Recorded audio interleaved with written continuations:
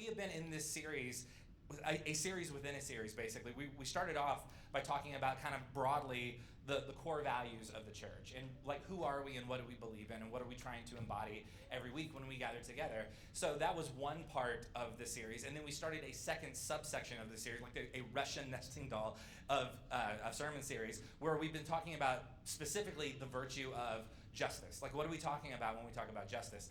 And we mentioned a few weeks ago when we began down this road that the elders and the staff put together kind of a statement to kind of help us kind of clarify what do we mean when we say that this is one of the core values or the virtues that we're trying to pursue. And this is what they wrote. So what we are trying to embody is this: boldly acting without partisanship on Jesus' call to stand with the least of these by working to bring restoration to broken systems. So this is kind of the signpost for what it is we're trying to do. And what Ashley and I have been doing for the last several weeks, last week not included because we had City Care here, but also kind of, yes, as a part of having City Care here, that was also part of this conversation.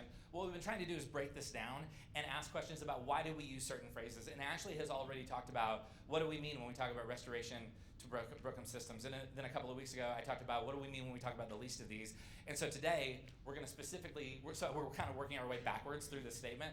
And we're going to talk about what do we mean when we talk about partisanship. So today, that is, we're locking in on this phrase, without partisanship. So a few, and which is a very specifically worded phrase, and we're going to talk about why in a second. So a few years ago, and this word is up there a little bit early, that's okay. That's it. Y'all are probably like wondering, why does it say apolitical up there? So a couple of years ago, not even a couple, just like within the last year or two, we had a group of people come in, some consultants, as the church was kind of trying to figure out, okay, the lead pastor of the church, who had been here for a little while, had left, and so a series of questions began to be asked of, okay, in the absence of a particular specific lead pastor, who are we trying to be? And so we began having lots and lots of roundtable discussions and asking, and we had these consultants come in and basically pose these questions of, okay, well, what would you like to see this church become? What are the virtues? What are the values? What are the things you want the well to embody in this community? And so people started throwing out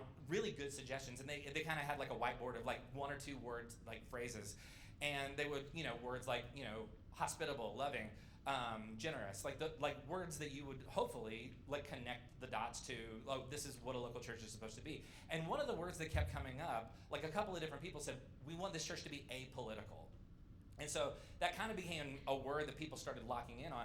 And when we say apolitical, if you're not familiar with this term, apolitical just means to have no interest or involvement at all in politics or political matters, which I totally get. So to be apolitical is basically to say, look, anything to do with politics, that's none of my business.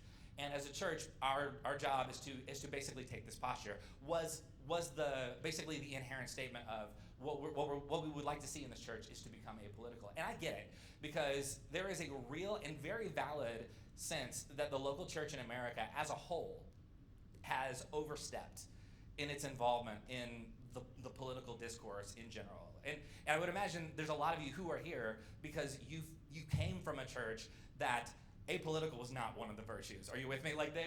They for sure were like, we have campaign signs on the door when you walk in. If you get a cup of coffee, it's going to have like a QR code with a donation site to your favorite candidate, those kinds of things. And so you are laughing, but is it really that far-fetched? So in fact, to that effect, I used to pastor a church in North Fort Worth, and just down the road from us, there was a pretty big church of a well-known denomination.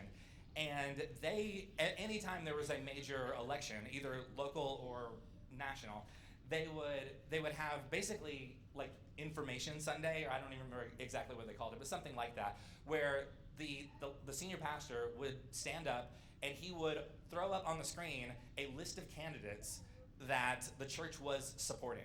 And any candidates that lived locally or were willing to travel were there to answer questions in the lobby. In fact, you're going to be shocked by this. They were all the candidates they would name, all in the same party. I couldn't believe it. Like, what a weird coincidence. So they would basically take an entire Sunday and say, this is who you should vote for. If you believe in Jesus, if you are faithful, if you are a person who loves your children, you will vote for these candidates. Although if you're a godless pagan, like I can't say who you'll vote for, but this is who, if you have a moral conscience, then obviously you'll vote for these people. So that was the posture, and then like completely unapologetic about that position. So yeah, and that kind of thing for sure has never sat right with me. So if I'm going to err in one direction or the other, just me personally, I would rather be apolitical than whatever that was. So again, there's this real sense that like we have just overstepped, and we've swerved so far out of our lane that apolitical is the only thing that makes any sense, because anything else is maybe none of our business. And so today, what we're going to do is we're going to talk about politics, and we're going to talk about partisanism,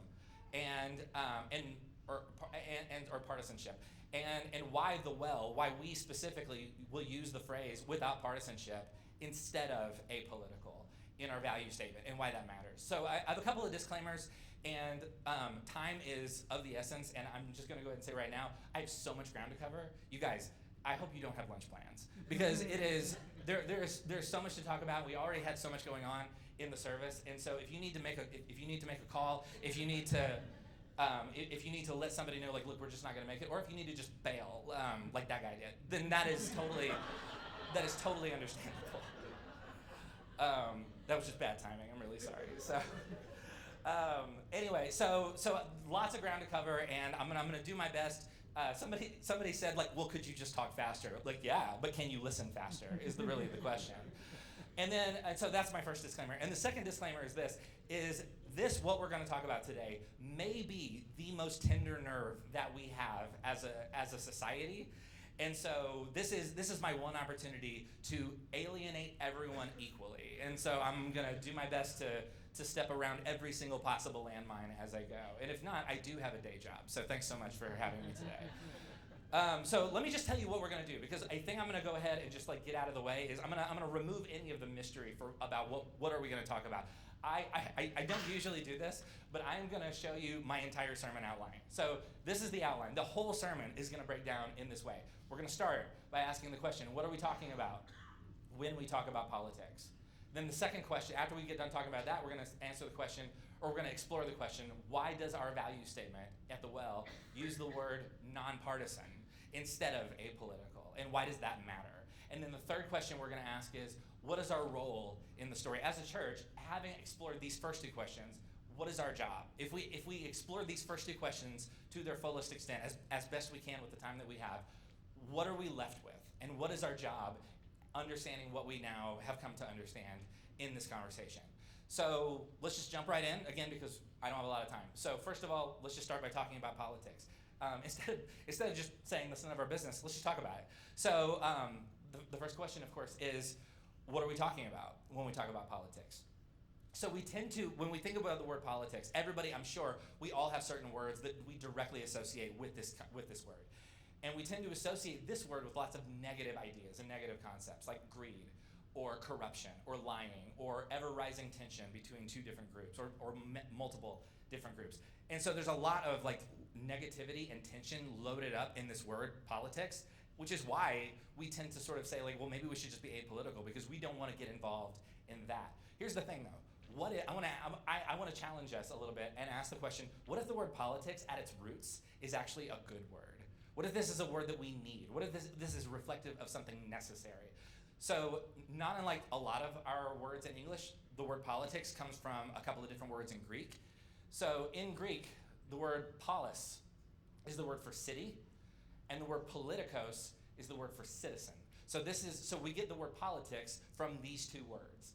So when we talk about politics, we are literally talking about citizens living together.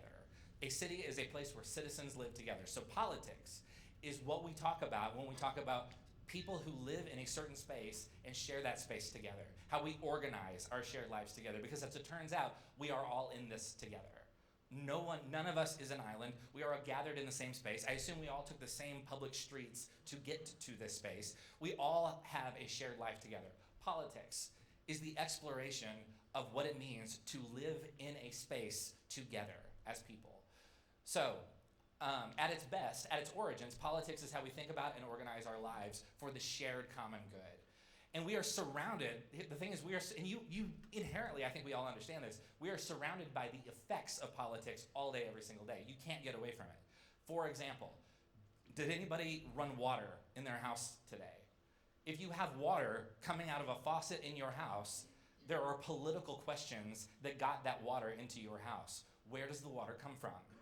Who decides where the water is brought from? Who sets the price for the water that comes out of your faucet in your house? Who determines how clean the water needs to be before it reaches you? Who built the system? Who runs the system? Who sustains it? Who gets to currently make decisions about this system? These are all political questions. And we could have the same conversation about food, about parking, about roads, about fire hydrants, about tornado relief, because in Oklahoma sometimes that becomes a thing. Schools, you could have this conversation about elder care. There are endless numbers of conversations about the world that we live in the shared space that we all occupy, that are at their core political questions, because they have to do with citizens living in a space, in a shared life together. So when someone says something like, listen, I don't do politics. Really?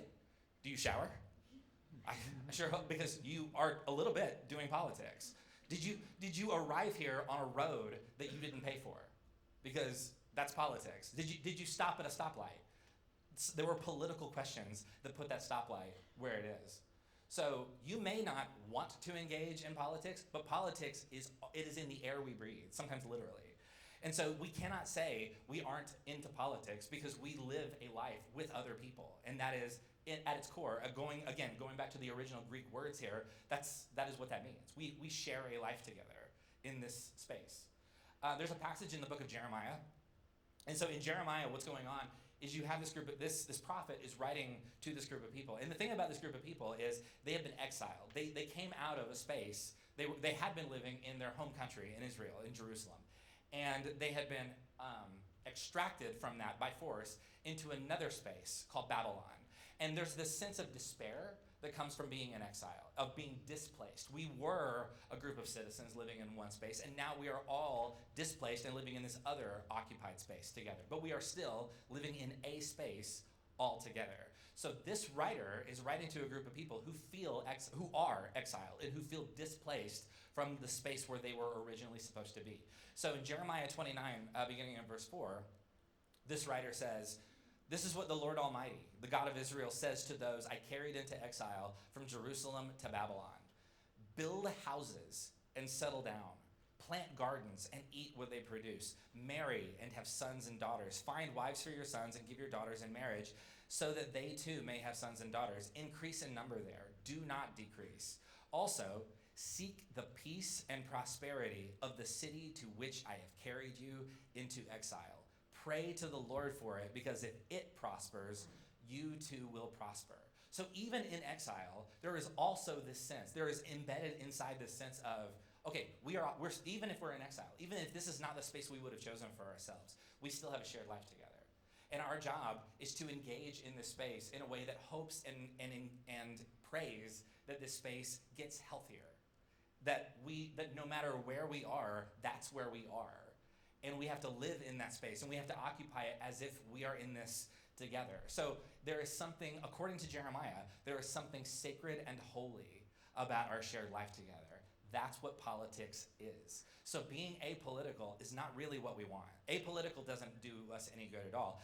Saying we are apolitical, with all due respect, saying we are apolitical would seem a lot like maybe sticking our heads in the sand and pretending like nothing affects us, or that we have no interest in the well-being of our neighbors, or we aren't emotionally invested in the shared life together. We're just observing. We have no opinion on any of this stuff. And again, like, if you live in this society, if you used water in your house, if you used electricity in your house, if you took out the trash over the weekend, you are involved in politics, whether you know it or whether you like it or not. So again, Jeremiah seems to think, yeah, there's something sacred about all of that, about us engaging in the well-being of this society, of this collective that we all share. Like, there's a sacred duty to that. And to say we are apolitical is to say, I have no interest in that. And I think Jeremiah would say, well, that's not acceptable, because you're a part of this, just like I am. We are all a part of this, which of course leads us to the second question, which is, why does our value statement say nonpartisan instead of apolitical? So is there a difference, I guess is the question. Is there, like, are we just trading one word for another, or is there a significant difference, and that's why we chose one word instead of the other? So here's the thing, going back to what are we talking about when we talk about politics? Because of the nature of it, politics will always have some element of conflict or tension or mess to it. It has to. And honestly, we probably need to just make peace with that because there's nothing we can do about it. Let me give you an example.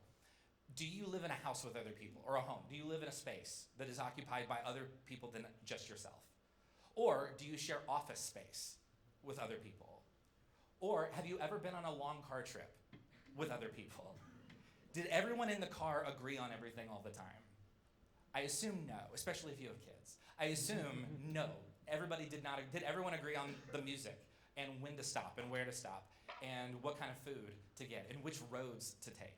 I assume no. In this car full of like 3, 4, 5 people, maybe we had some disagreements along the way.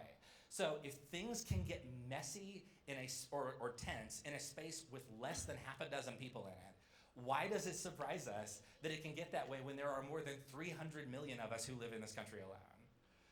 So figuring out, so obviously there is tension. There will always be tension. To get this many people to see all of life and our shared life together in the same way all the time is impossible. And to assume that we can is, honestly, we're wasting our energy if that's something we believe we can do. No one is ever going to agree on everything all the time. And so, so figuring out how to use our shared resources and how to organize and run our society is naturally going to involve some conflict. It has to. People are going to have different opinions on what it means to continue to improve and build upon the shared life that we all have together, this sacred life that we share together. And it is always possible. So understanding that there is tension just built into this thing. It's natural. It will happen no matter what. Understanding this, it is always possible that a person or a group of people can step into that conflict and hijack it and just take over the conversation to perhaps a means that are not particularly of good faith, let's say. So wherever there is conflict, there is always the possibility that someone will try to exploit that conflict. And so that is, again, that is what we're talking about when we talk about partisanship. It is possible for the conversation to break down into, I'm only happy if the people who don't agree with me are unhappy. Or we are trying to make things better, but the people on that side of the fence, they only want to make things worse, which makes them our enemies. Not our opponents, not our adversaries, our enemies. And so it becomes more than just we disagree about several issues. It becomes they are bad, therefore we have to destroy them.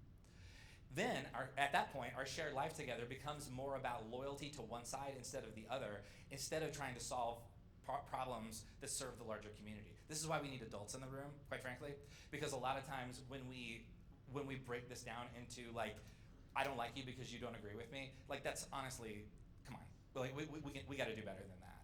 And so again, the word for that is partisanship. And I realize, like, I'm not a political scientist. There are people here who have dedicated like their entire lives to understanding this, and I've spent like a couple of weeks working on this, and so I did my best, but apologies to anybody who's like, you were just getting this all wrong. I did the very best I could, I promise. But the word for this is partisanship. The word for this whole, like, I am right, you are wrong, therefore you are my enemy, that is the nature of what we talk about when we talk about partisanship. That is why our value statement very intentionally uses the phrase nonpartisan. Political is good. Political is, this is our shared life together. Partisan is, I'm right, you're wrong, therefore I have to do everything I can to minimize your involvement in this and actually make you look bad in the process. So so partisan is when my side only wins if your side loses. Partisan is when I hold people on my side to different standards than the people on the other side, which is obviously not something any of us has ever seen before. I'm just saying, like, if you could use your imagination, that's what it might look like. Partisanship values one group of people over another based on whichever team they identify with. Partisanship is easy because here's the thing about your brain. Your brain likes a shortcut. The brain does not like to work really hard. The brain does not like to create new pathways every time we engage a new person or a new idea. And so the quicker we can categorize things, just the simpler it is for like the amount of work our brains have to do. And so partisanship is really easy because it gives our brains a shortcut. Because partisanship is like, I don't know anything about you other than which sign you have in your yard in November. Therefore, you're on the good team or the bad team. And that's all I need to know. So partisanship makes it really quick and easy for us to decide whether or not we like somebody or whether or not a person is good or not. And so, in fact, I remember when we still lived in Texas, I remember I was driving, I was trying to find a parking spot at a grocery store. And there was a car, and the car had a bumper sticker. The car had one bumper sticker, and the bumper sticker said, "Not a liberal." I'm so glad we cleared that up. I was really worried because I'm about to go into this grocery store, and I was worried there might be a liberal in there. And I don't know which one, surely somebody in there is a liberal, but I know for sure it's not whoever drives this Toyota Camry. So that was a relief. So imagine, if there's one thing you want everybody to know about you, why is it that? You know what I mean? And honestly, again, respectfully, how uninteresting must your life be if the thing you most want people to know about you is the one thing you aren't? You know what I mean? There are so many other interesting things you could put on a bumper sticker. But this is like the one thing, whoever was driving this car, that's the one thing they wanted me to know, that they wanted everyone in this grocery store to know. And so, again, because it gives our brains a shortcut, it makes it easy.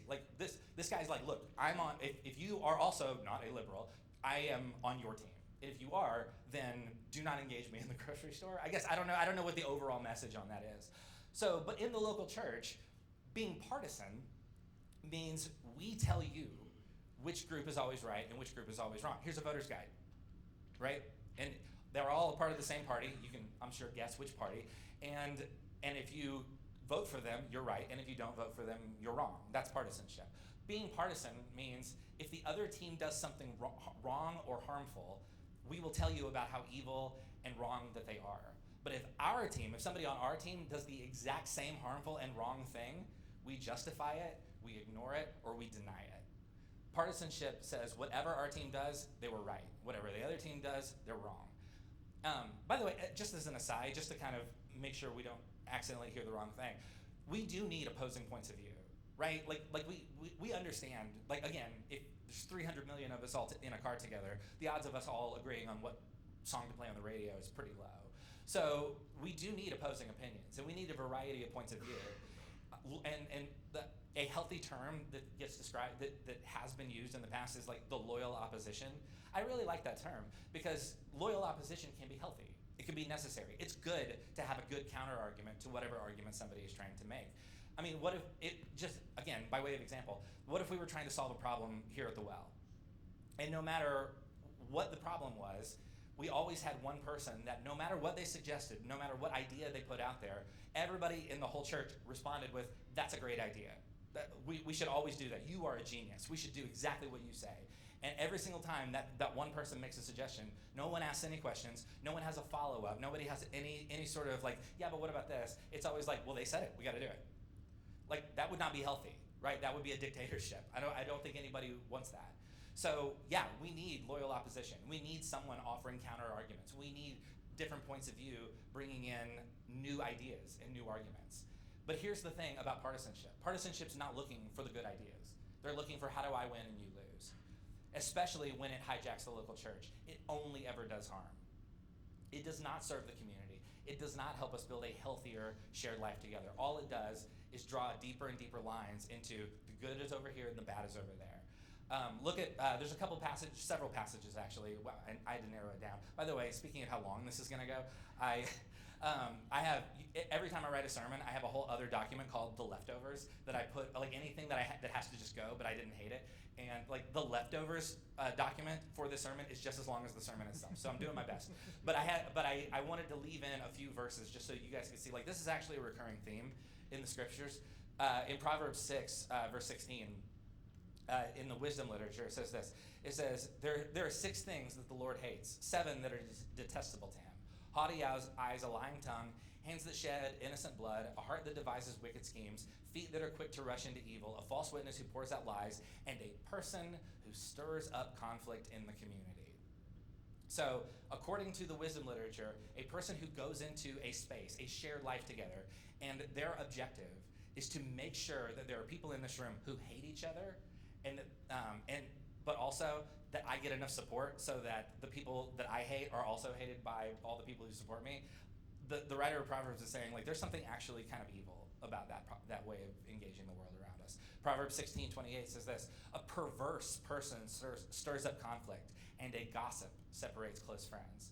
And then if you want to jump to the New Testament, in Romans chapter 16, it says this. This is this writer Paul writing to the early church. He says, I urge you, brothers and sisters, to watch out for those who cause divisions and put obstacles in your way that are contrary to the teachings you have learned. Keep away from them. For such people are not serving our Lord Christ, but their own appetites. By smooth talk and flattery, they deceive the minds of naive people. Nothing to do with partisanship, right? So when a church becomes part of the messaging arm of a specific political party, it becomes a tool of division and conflict. It is doing the thing that the writers of Proverbs and Paul are saying, please do not do this to you, to yourselves. Do not do this to your community. You are better than this. Paul says those who do this are putting up obstacles. In other words, if you wanted to rephrase this, if you are using the church to shill for a political party, you are getting in the way, and you are harming our shared life together in the process.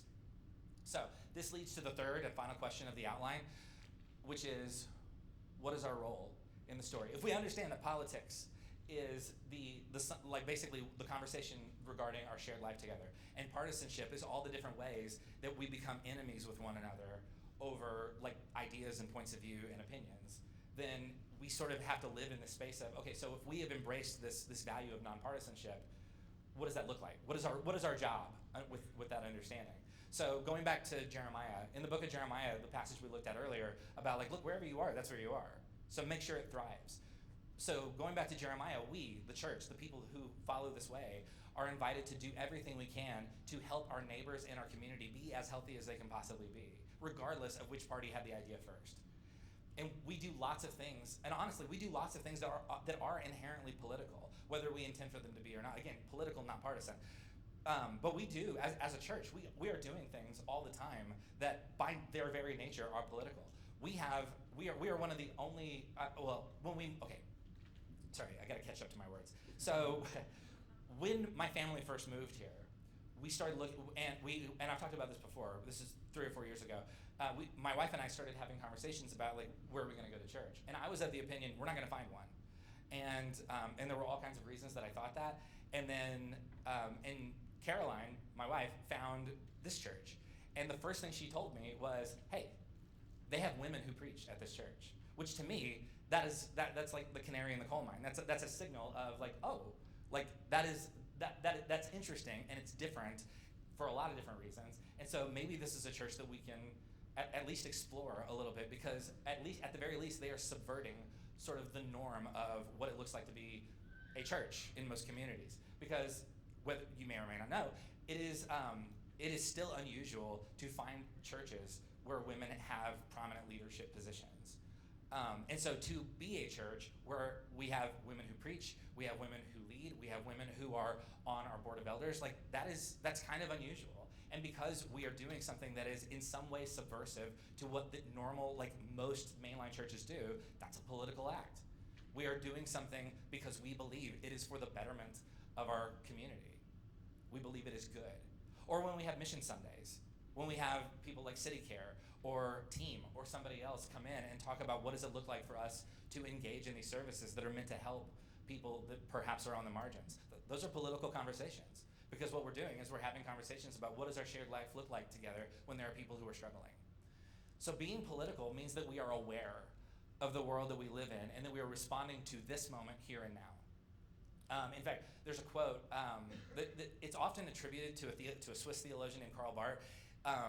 The quote is, it's hard to sort of pin down where it comes from, and so which is why it says Karl Barth probably. But the quote is, "One should hold the Bible in one hand and a newspaper in the other." And this is a quote I heard a lot when I was in seminary, because you are told a lot when you are learning how to do this about how important the Bible is when you're preparing a sermon, and it is, obviously. It is a thing that hopefully we're using all the time. But also, as Karl Barth would point out, but if you're preaching in a vacuum, what good is it? Does anybody care about what we're talking about if it doesn't in some way speak to the life that we share together, to this world that we all live in? And so, I'm so sorry. So he says the thing about hold it with a newspaper in the other. For those of us under 30, I can't believe I didn't say this. For those of us under 30, a newspaper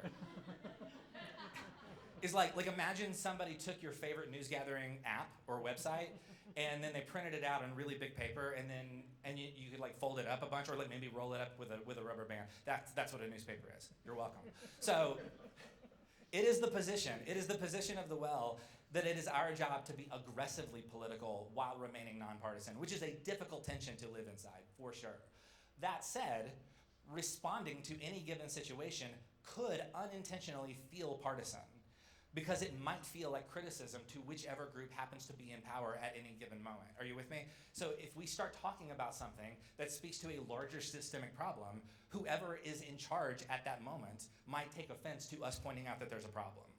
So, for example, if a group currently in power were actively trying to make it harder for people to afford housing or for unhoused people to have access to necessary resources, and then we invite somebody from CityCare to come and do a 30-minute talk about how to improve the lives of the unhoused in our community, that could accidentally feel partisan, depending on the current platform of any given political party.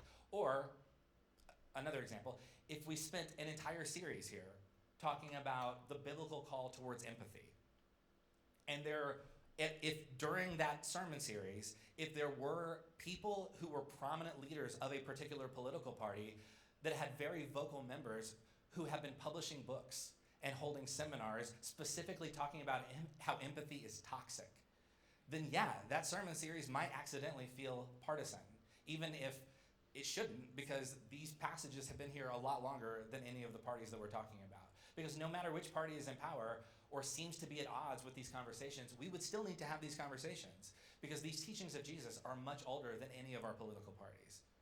So, however, I will say, okay, this is my opportunity to just upset everybody. So, I will say, if our talking about the teachings of Jesus and performing ministry in our community feels partisan to you, and you have a naturally unhappy response to that because it feels like we are attacking one or either political party, perhaps our real complaint should be with whichever political party happens to be denying the biblical call towards those things. You know what I mean? Like maybe your complaint should not be with the passages of scripture that we're reading, and maybe your complaint should be with your local congressman or someone like that. You know what I'm saying? So all that to say, yeah, we have to talk about this stuff. And really, whichever party is in power, these are still conversations that we have to have because this is the shared life that we all have together. So what does all of this look like for us as a church and as individuals? Let's go back to the passage we looked at when we first started this conversation several weeks ago in Micah chapter 6. In Micah 6, this prophet says this: "With what shall I come before the Lord and bow down before the exalted God? Shall I come before him with burnt offerings, with calves a year old? Will the Lord be pleased with thousands of rams, with 10,000 rivers of olive oil? Shall I offer my firstborn for my transgressions, the fruit of my body for the sin of my soul? He has shown you, O mortal, what is good. And what does the Lord require of you?" In other words, what actually are we expected to do here? To act justly and to love mercy and to walk humbly with your God. Our job as a church, as individuals who are part of a church, who are participants in this shared life together, our job is to be doers of justice and lovers of mercy and people who are humble in these conversations. And when partisanship hijacks the moral compass of a local church, we lose our grip on what that looks like, regardless of which party is driving the conversation. Our job as a church, according to the value statement that I read earlier at the very beginning, is to work to remove all of the ways that we fail to live into the sacred nature of this shared life that we have together. Politics is what it looks like to talk about our shared life together. Politics, at its best, holds us together because it reminds us we're all in this together. Partisanship pulls us apart. Partisanship tells you that somebody is your enemy because of which sign is in their yard. Partisanship wants me to spend hours fighting with people on social media and sharing memes about how the other group is dumb. Which, by the way, is that working? I haven't looked lately. Has that been really moving the needle for anybody? So what if instead, though, we use our energy to serve our communities and our neighbors? Yeah, be informed, be engaged. Hold the Bible in one hand and a newspaper or news gathering app in the other, and engage one another in meaningful dialogue. Not like I'm going to prove you wrong, I'm going to destroy your argument, but like actually like what exactly is driving your point of view here? And what am I missing? What do I need to hear? What's the next question that perhaps we need to ask? I really love a smart, engaging argument. And when it gets dumbed down to just like name calling and meme sharing, like that, it's so boring. And it is so antithetical to what we're called to do. But what if we take one step further and we start finding ways to do something meaningful to leave this place better than we found it? Because politics invites me to engage with real people in real situations, to confront real problems. Politics invites me to seek new ways to live in community with other people, whether we always agree or not. Politics is about creation. Partisanship is about destruction. So here's the thing about the local church. We are not a monolith. We're going to take communion in a second. Every week we take communion. And I promise you, if you take communion with us, you are doing so alongside people who hold different opinions than you do. I absolutely guarantee it. So we want to be a church that meets people where they are and shows grace and peace and love to anyone who enters this space. And partisanship is just getting in the way. Partisanship forces us to change the central question. Partisanship wants us to, instead of asking, is this good? Or is this right? Partisanship wants me to ask, does my party agree with this? Does my tribe like this? Because if the answer is yes, then I'm fine. If the answer is no, then I don't like it. No further questions. So we are sharing the space, regardless of party affiliation, regardless of preference, regardless of set of opinions. You will take communion in a moment with people who are not like you. So it's time to get very honest with ourselves. Is partisanship making it more difficult for me to love my liberal or conservative neighbor? Is my willingness to do justice and to love mercy and to engage with humility, is that dependent on whether or not my preferred political party is currently endorsing those things? If so, then may your world get bigger. May your perspective get broader. May you become more curious. May you find yourself growing more empathetic and loving towards people who don't usually agree with you. May you find the humanity in the person who you disagree with the most. If you tend to avoid churches, so that's, for those of us for whom partisanship has kind of hijacked the conversation, my hope is our perspective would broaden. For those of us, maybe you are here because you came out of a church where, yeah, it was way too much. Like the partisanship was out of control and I had to find someplace else. First of all, welcome. Thank you so much for trusting us with your time. If you tend to avoid churches and conversations about faith because you are tired of local churches acting like they are on the payroll of a political party, may you find safety and healing here at the Well. May you find that this is a space that cares deeply about our shared lives together without vilifying people who don't agree on what it looks like to answer those questions. May we all transcend partisanship and tribalism and instead pursue a way of existing in this world that leads us to serve our shared life together and seeks ways to bring life to broken systems and peace to the least of these.